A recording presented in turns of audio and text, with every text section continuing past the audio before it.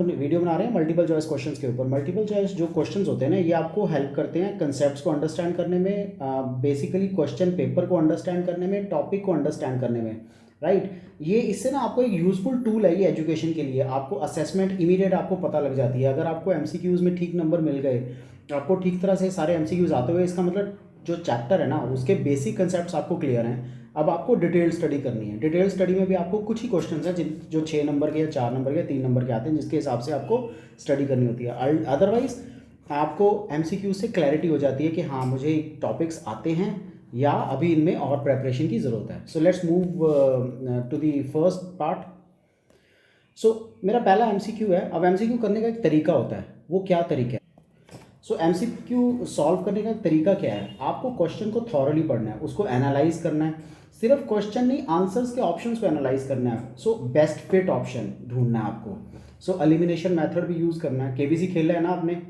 At least अगर अमिताभ बच्चन के साथ नहीं खेला तो घर पे तो टीवी देखते देखते खेला होगा ना। So best of the best, which means elimination method आपको यूज़ करना है ताकि चॉइसेस नैरो डाउन हो जाएं। अगर आप उस क्वेश्चन को लेके अनश्योर हो तो एक एजुकेटेड गेस, नॉलेज को बेस पे, आपने जो पढ़ा है उस चैप्टर में उसके बेस पे, क्लूज के बेस पे, राइट। जितना आप थॉरो अंडरस्टैंडिंग करोगे, क्वेश्चंस को केयरफुली पढ़ोगे, आप वर्डिंग्स को एनालाइज करोगे, क्वेश्चन के जो चॉइसेस हैं उसको अंडरस्टैंड करोगे, आप एलिमिनेट करोगे इनकरेक्ट ऑप्शंस को, क्लूज को देखोगे, बेस्ट आंसर ढूंढने की कोशिश करोगे, राइट। सो ये सब चीज़ों के साथ आपके एमसीक्यूज अच्छी तरह सॉल्व हो जाएंगे, आपको प्रॉब्लम नहीं आएगी। आपको क्या ढूंढना है? Look for all of the above और none of the above options. अगर ये ऑप्शंस अपीयर होती है ना तो सबसे पहले इन्हीं को ही देखो कि क्या ये ऑप्शन सही हैं। कई बार ऐसा होता है और अबव में से ना ए बी सी डी, तो डी आपको दिया होता है ऑल ऑफ द अबव, जिसमें ए ऑप्शन आपको पता है कि ये तो 100% आएगा, बी ऑप्शन का भी आपको पता ही आएगा, तो तीसरी ऑप्शन देखने की जरूरत नहीं है, सीधा go to the all of the above option, right. So इस तरह से आप एमसीक्यूज को चूज कर सकते हो। अपनी इंस्टिंक्ट उसी तरह करनी है आपने कि एक एजुकेटेड बंदे की जो इंस्टिंक्ट होती है उस बेस पे आपने ये करना है। प्रॉपर टाइम, रेगुलरली प्रैक्टिस करना, प्रीवियस क्वेश्चंस को देखो, प्रॉब्लमेटिक जो एरियाज़ हैं उनको बार बार अंडरस्टैंड करो, तभी आपके एमसीक्यू सॉल्व हो पाएंगे।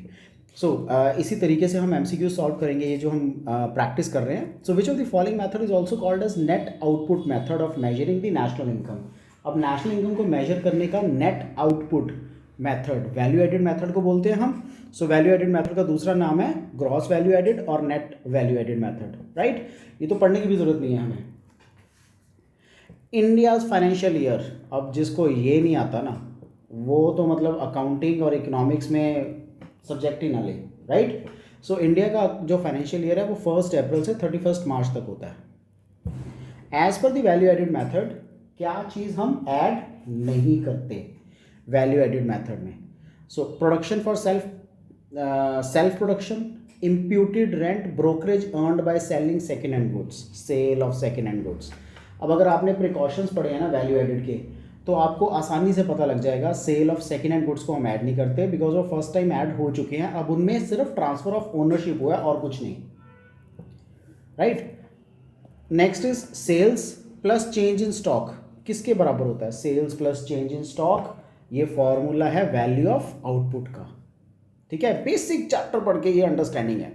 As a result of double counting national income is, double counting करने के कारण नेशनल इनकम क्या हो जाती है? ओवर एस्टिमेट होती है, अंडर एस्टिमेट होती है, करेक्टली एस्टिमेट होती है, नॉट एस्टिमेटेड। डबल काउंटिंग का मतलब एक ही चीज को दो बार करना, सो ओवर ही होगा। So answer is over estimated होती है। Value of output minus sales is equal to, ये हमने ऊपर किया था ना, sales plus change in stock value of output था। सो अगर हम उसी पैटर्न पे चलें तो value of output is equal to sales minus change in stock. Market price goods and services depreciation मिला के, सो ग्रॉस हो गया। Produced within the domestic territory of a country during an accounting year, so market price है ना। अब market price को हम GDP at market price बोलेंगे या जीएनपी एट मार्केट प्राइस बोलेंगे? फैक्टर कॉस्ट तो हो नहीं सकता, ठीक है। सो जीडीपी या जीएनपी। सो क्योंकि हमने क्या बोला, final goods and services depreciation मिला के जो within the domestic territory है तो वो जीडीपी एट मार्केट प्राइस होगा। जीएनपी कब होगा? जब GDP MP market price plus NFI होगा, तब वो जीएनपी होगा, right. 8th national income is often estimated as, national income हमेशा NNP-FC से कैलकुलेट करते हैं, net national product at factor cost. आप जब मैंने प्रैक्टिकल के वीडियोस बनाए ना उसमें भी लिखा हुआ है कई क्वेश्चंस में calculate national income.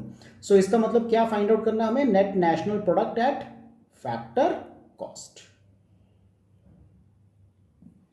Net indirect taxes, net आ गया ना तो indirect taxes minus subsidies, net indirect taxes होता है, right.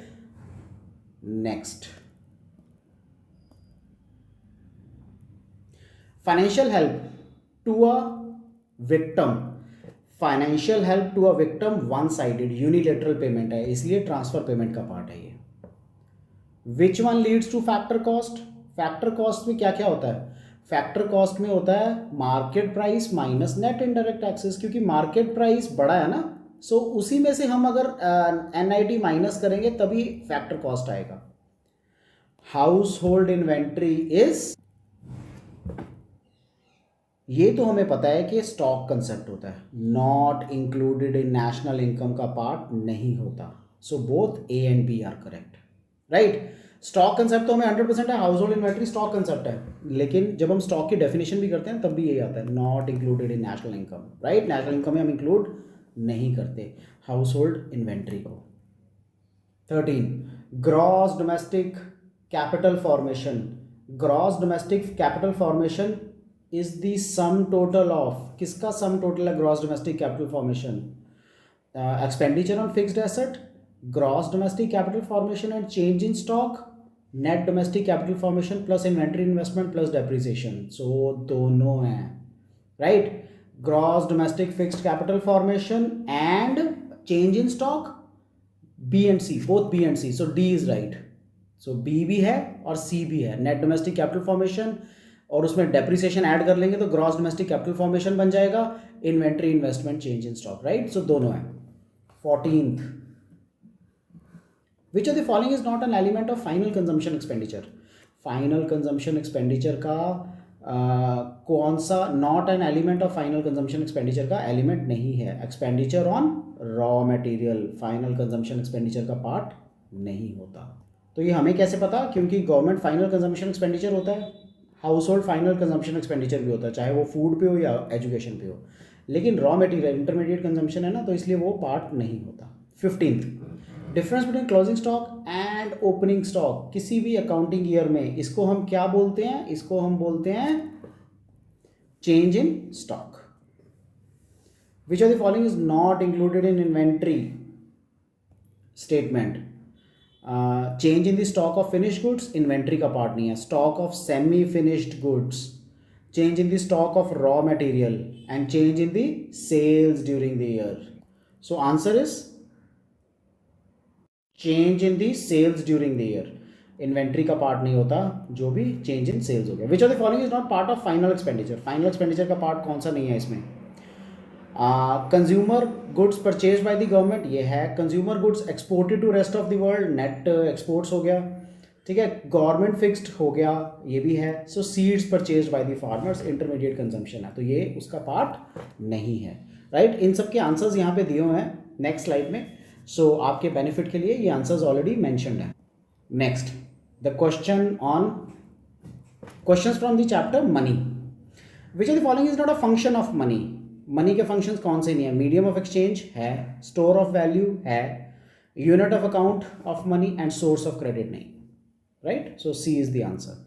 Which one is the difficulty of barter system, barter system की क्या डिफिकल्टी है सबसे ज़्यादा, लैक ऑफ डबल कोइंसिडेंस ये भी डिफिकल्टी है, difficulty of division of goods, दो तो है ही है। सो मैंने आपको इंट्रोडक्टरी में बोला था ना कि अगर दो हैं तो all of these is the answer, तीसरा पढ़ने की भी जरूरत नहीं है। विच one is included in the primary function of money, so obviously both दिया हुआ है, तो major of value medium of exchange दो तो है ही हैं, स्टोर ऑफ वैल्यू भी है। इवन अदरवाइज बार्टर सिस्टम का रिवर्स इज मनी, सो वैसे ही आंसर स्ट्रेट हो जाता है। विच one is included in the secondary function of money, secondary function of money में मीडियम ऑफ एक्सचेंज होता है या मेजर ऑफ वैल्यू होता है या स्टोर ऑफ वैल्यू होता है या नन ऑफ दीज होता है, so it is store of value, ठीक है। बाकी दोनों जो है वो प्राइमरी फंक्शंस ऑफ मनी है। If Ram has a book and he wants a pen, उसके पास किताब है, पेन चाहता है, Raj has a pen and he wants a copy in exchange of the pen, then what problem Ram and Raj are facing? Double coincidence, lack of double coincidence of wants. Ram के पास जो चीज़ है राज के पास भी वही चीज़ होनी चाहिए और वो चाहिए भी उसको, right? So double coincidence of want होनी चाहिए, दोनों के पास सेम चीज़ होनी चाहिए, तभी वो एक्सचेंज कर पाएंगे. If you have 10 kg wheat and you want rice against it, how much rice you should get? This problem will be, आपके पास 10 किलो का कनक है and you want rice against it, कितने राइस मिलेंगे? ठीक है, इस प्रॉब्लम को क्या, ये how much rice you should get, कितने आपको मिलने चाहिए, इस प्रॉब्लम को क्या बोलते हैं? It is lack of measure of value. आपके पास कनक है, for example rate of wheat is say 40 rupees a kg, but rate of rice is 70 rupees a kg, but कितने दें? ये तो हमें आज पता है ना मनी की टर्म्स में कि 70 रुपये या 40 रुपये, तब थोड़ी पता था जब बार्टर सिस्टम चलता था. Next, money supply does not consist. Money supply में स्टॉक ऑफ मनी जो गवर्नमेंट के पास है वो नहीं होता, M1, यानी कि पब्लिक के पास जो पैसा है सिर्फ वही इसका पार्ट होता है, right? Next, which of the following is M1? M1 क्या होता है? C plus DD plus OD is M1. So public के पास जो पैसा है, C plus DD, currency plus demand deposits and other deposits. Which of the following is a component of money supply? Money supply का component क्या है? So it is, हमने ऊपर ही किया ये DD, demand deposits, right? When were banks nationalised in India for the first time 1969 में the government nationalised the banks. What is the full form of CRR? Cash reserve ratio. Okay, cash reserve ratio is the answer. Which of the following is a quantitative measure of monetary policy? Quantitative, एक होती है qualitative. Qualitative होती है जिसमें quality हो, जैसे margin requirements है, right? Moral suasion है. तो उसने हमसे पूछा क्वांटिटेटिव. क्वांटिटेटिव होती है ओपन मार्केट ऑपरेशंस, राइट, जिसमें मॉनेटरी वैल्यूज आती जाती हैं, न्यूमेरिकल फिगर्स आती हैं. Who supplies money? RBI. ठीक है, RBI सप्लाई करता है. The money whose commodity value is equal to its face value is a type of money. कौन से तरह की है जिसकी कमोडिटी वैल्यू उसके फेस वैल्यू के सेम होती है? Full bodied money, right? If you remember, तो पहले सिल्वर कॉइन्स आते थे, तो वो 1 रुपये का सिल्वर कॉइन जो चीज़ लेते थे आप, वो भी 1 रुपये की मिलती थी. एंड अगर आप सिल्वर कॉइन को एज सच गोल्ड स्मिथ को देते थे तो वो भी 1 रुपये देता था आपको. सो 7. Who is the lender of last resort? Lender of last resort is central bank. Central bank होता है जो लेंडर ऑफ लास्ट रिजॉर्ट है. मॉनेटरी पॉलिसी कौन बनाता है? मॉनेटरी पॉलिसी RBI बनाता है. Government of India physical policy बनाती है. ड्यूरिंग इन्फ्लेशन, इन्फ्लेशन के टाइम पे बैंक रेट इंक्रीज होता है.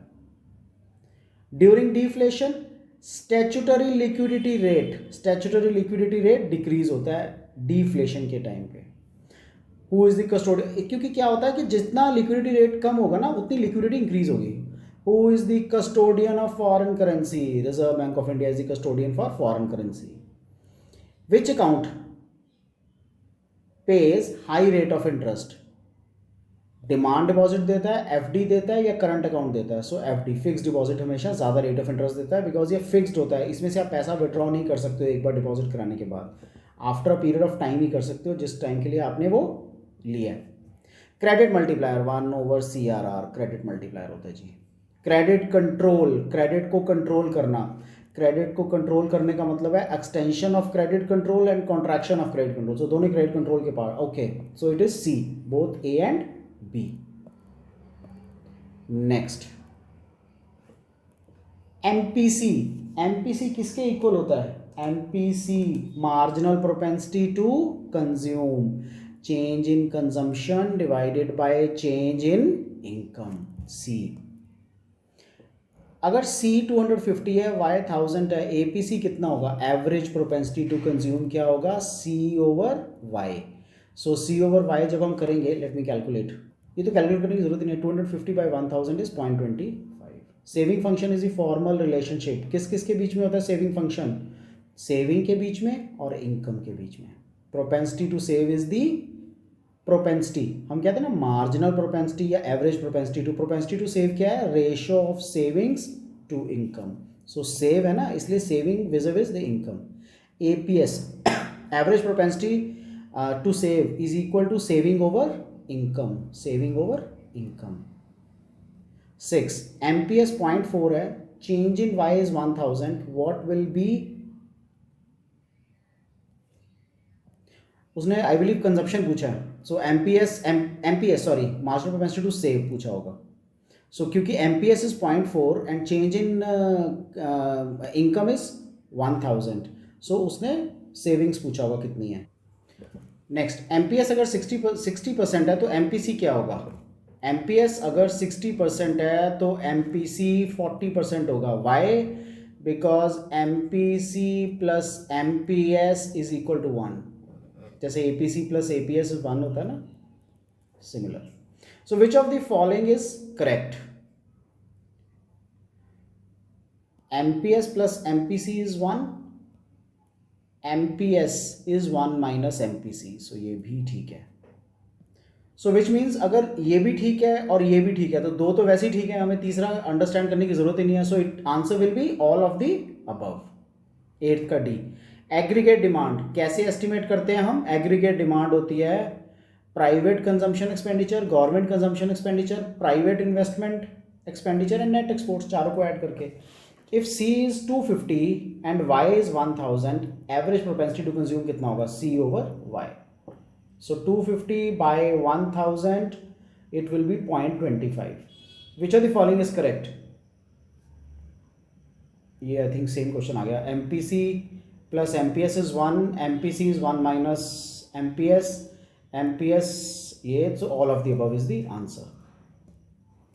Next, deficient demand, deficient demand leads to deflationary gap, deficient demand, deflationary gap is measured as, deflation मतलब demand ज़्यादा है सप्लाई कम है।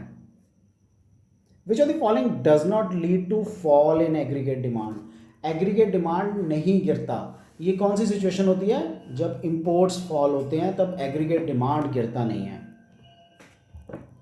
डेफिशिट और excess demand can be corrected through fiscal और मॉनेटरी, दो ही पॉलिसीज हैं जिनके थ्रू आप डेफिशिट और एक्सेस डिमांड को करेक्ट कर सकते हो, with a view to correct the deflationary gap और डेफिशिट। सो इसका आंसर होगा बोथ ए एंड बी।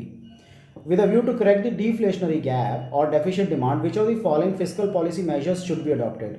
अगर हमने डिफ्लेशनरी गैप को डेफिशिएंट डिमांड को अगर करेक्ट करना है तो हमें या तो reduction in taxes, increase in public expenditure, reduction in public date, सो सारे ऑल ऑफ द अबव होगा।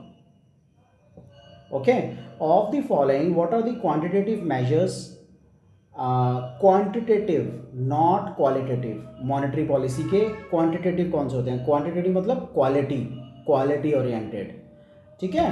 quantitative is number based, numerical, so numerical is quantitative, qualitative होते हैं characters, attributes, right। सो क्वांटिटेटिव मेजर्स कौन से हैं, रेपो रेट, इसमें भी number होता है, ओपन मार्केट ऑपरेशन नंबर होता है, एसएलआर, तीनों में नंबर होता है। So it is all of these. Deflationary gap ऊपर भी हमने किया, arises when aggregate demand is less than aggregate supply. जब डिमांड ज़्यादा होगी ना, सप्लाई कम होगी, तभी डिफ्लेशनरी गैप आएगा, राइट। सो जितना डिमांड कम होगी, सप्लाई ज़्यादा होगी, तभी डिफ्लेशनरी गैप आएगा। सो इस केस में डिमांड कम है, सप्लाई ज़्यादा है, स्टॉक सोल्ड नहीं हुआ, so demand.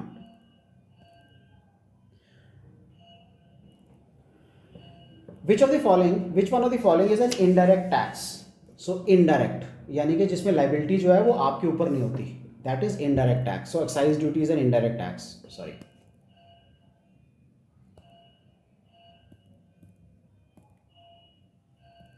So responsibility to pay does not lie on you, indirect. The difference between fiscal deficit and interest payment, fiscal deficit और interest payment का जो difference है वो primary deficit बोलते हैं। Capital receipt is that receipt of the government that capital receipt है, या तो decrease in asset होगा या creating of liability होगा। So it is both C, both A and B. Which of the following are capital receipts of the government? Recovery of loans है, अब पैसा आ गया ना, कैपिटल रिसीट है, बोरिंग्स एंड डिसइन्वेस्टमेंट, सारे ही हैं, all of these is the answer. Fourth का D, the annual financial statement of the government is called as budget बोलते हैं। एवरी ईयर 1 फरवरी को गवर्नमेंट बजट अनाउंस करती है, right. Budget is basically next year में क्या एक्सपेंडिचर होगा, क्या रिसीट होगा of the government. What are the divisions of the budget? Budget की डिविजन्स होती हैं revenue budget, capital budget, so both. Answer is C, 6C। Which of the following is a non tax revenue? Non tax, sales tax, excise duty, ये सब taxation है, so interest is non tax revenue. Which of the following is not a non tax revenue? Not a non tax, non tax, so death duty, क्योंकि duty लग गया ना तो ये tax हो गया, बाकी सब नॉन टैक्स है। सो उसने बोला नॉन टैक्स, अगर वो पूछता तो पेनल्टीज, डिविडेंड एंड फीस होता, उसने पूछा नहीं है, नॉट नॉन टैक्स, मतलब नॉन टैक्स मतलब टैक्स रेवेन्यू है, so death duty. Which one of the following is not a direct tax? Direct tax कौन सा नहीं है? सेल्स टैक्स डायरेक्ट टैक्स नहीं है, जीएसटी बोलते हैं आजकल इसको, सो ये डायरेक्ट टैक्स नहीं है, बाकी सब डायरेक्ट टैक्स है। डायरेक्ट टैक्स और इनडायरेक्ट टैक्स में डिफरेंस क्या है? डायरेक्ट टैक्स रिस्पॉन्सिबिलिटी टू पे लाइज ऑन द पर्सन जिसके ऊपर वो टैक्स अप्लाई होता है, एंड इनडायरेक्ट मतलब कोई भी कर सकता है, उसके बिहाफ पे responsibility can be shifted. So borrowing is a capital receipt because it creates a liability, borrowing liability create करती है, इसलिए वो कैपिटल रिसीट है। Capital receipts include, capital receipt में क्या क्या आता है? Tax revenue, non tax revenue, grants from the world bank and borings. अभी ऊपर किया ना कैपिटल रिसीट, सो बोरिंग्स। सेम क्वेश्चन है 10th वाला, लेकिन रिवर्स हो गया। एसचीट, एसचीट क्या होता है? एसचीट होता है जी revenue receipt, escheat. Which on the following is a part of capital expenditure? इनमें से कौन सा कैपिटल एक्सपेंडिचर का पार्ट है? Expenditure on the construction of metro, because इसका लॉन्ग टर्म बेनिफिट्स आएंगे, so this is part of capital expenditure. Which one of the following is not an objective of the government budget? Purpose नहीं है, government budget का purpose नहीं है ये regional disparity को increase करना, क्योंकि ये नेगेटिव है, राइट। बाकी economic growth, economic stability, reallocation of resources, and objective क्या है? डिक्रीजिंग द रीजनल डिस्पैरिटीज, इसमें लिखा है increasing the regional disparities. Which of the following conditions satisfy the concept of revenue receipt? Revenue receipt. So revenue receipt वो है ना तो liability create करती है ना asset reduce करती है, so D आ गया, both A and B.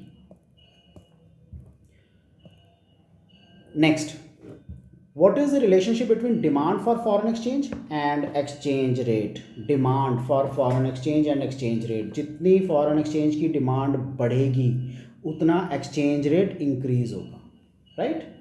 So inverse relationship. What is the relation between supply of foreign exchange and exchange rate? अभी बोला जो उससे रिवर्स, यानी कि डायरेक्ट रिलेशनशिप। इनवर्स था ना पहले वाला। Flexible exchange rate is also known as, flexible exchange rate होता है जो डिमांड एंड सप्लाई पे डिपेंड करता है, सो फ्लोटिंग एक्सचेंज रेट बोलते हैं। Supply curve of a foreign exchange, foreign exchange का जो भी सप्लाई कर्व होगा वो अपवर्ड होगा। सप्लाई हमेशा स्लोपिंग अपवर्ड होती है, डिमांड स्लोपिंग डाउनवर्ड होती है। Depreciation of domestic currency, depreciation, जब भी डोमेस्टिक करेंसी डेप्रिशिएट होगी leads to rise in exports. So depreciation of domestic currency का मतलब $1 पहले 80 रुपीज़ का था, 80 रुपीज़ देने पड़ते थे $1 लेने के लिए, अब $1 के लिए 90 रुपीज़ देने पड़ेंगे। सो डेप्रिशिएट हुआ है डोमेस्टिक करेंसी, राइट, सस्ती हो गई है। Import of goods and services raises the dash of foreign currency. Import of goods and services जो है, जब भी हम गुड्स एंड सर्विसेज को इंपोर्ट करेंगे तो उससे डिमांड बढ़ेगी फॉरेन करेंसी की। डीवैल्यूएशन ऑफ करेंसी का मतलब क्या है? डीवैल्यूएशन ऑफ करेंसी का मतलब है reduction in the value of domestic currency bye the government. अगर मार्केट फोर्सेस से हो तो उसको डेप्रिसिएशन बोलते हैं। Question 8, in which of the following system is the exchange rate fixed by the government? Obviously fixed exchange rate में government fix करती है, जिसमें एक सेंट्रल बैंक दूसरे सेंट्रल बैंक के साथ अपनी करेंसी को पेग इन कर लेता है। हाउएवर फिक्स्ड का मतलब ये नहीं है कि ये सारी उम्र फिक्स रहेगा, ये दोनों सेंट्रल बैंक्स जब चाहें इसको रेट को चेंज कर सकते हैं। विच of the following items raises the supply of foreign exchange? Supply of foreign exchange कौन सी आइटम रेज करेगी? सप्लाई, जब मैं एक्सपोर्ट करूँगा ना साउथ अफ्रीका को, तभी वो सप्लाई इंक्रीज होगी फॉरेन एक्सचेंज की, यानी कि मेरे पास ज़्यादा फॉरेन एक्सचेंज आएगा। अब देखो ना, अगर मैं इंपोर्ट कर रहा हूँ तो मेरे को फॉरेन एक्सचेंज देना है, अगर मैं घूमने जा रहा हूँ यूएस से तो मेरे को फॉरेन एक्सचेंज देना है, अगर मैं बांग्लादेश को डोनेशन दे रहा हूँ तभी मेरे को फॉरेन एक्सचेंज देना है। सो एक्सपोर्ट है जब हमारी इनकम होती है। Balance of trade, it refers to the balance of exports and import of visible items. Unilateral transfers are a part of current account, unilateral one sided होता है ना, तो current account. The exchange rate determined by the free play of forces of demand and supply of foreign exchange, floating exchange rate बोलते हैं इसको। One price of US dollar has fallen from 56 से 52 हो गया है। अब हम पहले हम 56 रुपीज़ देते थे, अब हमें 52 रुपीज़ देने हैं अगेंस्ट $1। सो इंडिया की करेंसी अप्रिशिएट हुई है। The exchange rate officially declared by the government is fixed exchange rate, right. These were the MCQs. अगर आप ये बार बार प्रैक्टिस कर लोगे ना, आपको एमसीक्यूज इसी के अंदर से आएंगे मैक्रो के, और एमसीक्यूज नहीं आएंगे आपको बाहर से कहीं से भी नहीं आएगा, राइट। जिस दिन पेपर होगा ना मैं आपको कंफर्म कर दूंगा, मैक्सिमम एमसीक्यूज इसी में से आएंगे, राइट। सो आपको कोई भी डाउट हो, do let me know, take care, good bye, all the best for the